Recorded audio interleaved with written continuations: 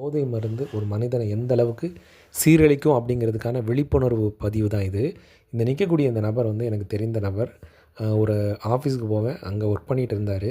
அப்போவுமே அவர் வந்து போதை மருந்து மீட்பு நிலையத்திலேருந்து ட்ரீட்மெண்ட் எடுத்துட்டு நல்லபடியாக தான் இருந்துட்டு இருந்தார். திருப்பியும் அதே நிலைமைக்கு போயிட்டார். இன்றைக்கி அவருக்கு போதை மருந்தே பயன்படுத்தலைனாலும் அந்த மைண்டெல்லாம் ஒரு மாதிரி ஆகி இன்றைக்கி அப்செட் ஆகி ரோட்டில் சுற்ற ஆரம்பிச்சிட்டாரு. ஃபேமிலி குழந்தைகள்லாம் இருக்குது. இருந்தாலும் இவருடைய நிலையை பார்த்தா நமக்கு பரிதாபமாக இருக்குது. ஃபேமிலி எவ்வளோ கஷ்டப்படுவாங்க, இவரை பெற்றவங்க எவ்வளோ கஷ்டப்படுவாங்க. அதெல்லாம் பார்க்கும்போது நம்மளுடைய எதிர்காலத்தை நம்மளுடைய குழந்தைகள் தான்.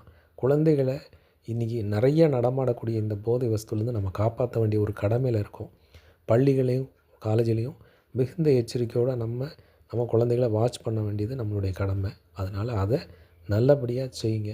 எதிர்காலத்தை காப்பாற்றணும். போதை மருந்து ஒரு மனிதனை நிலைகளே செய்யுங்கிறது இதிலேருந்து நம்ம தெரிஞ்சுக்கலாம். நன்றி, வணக்கம்.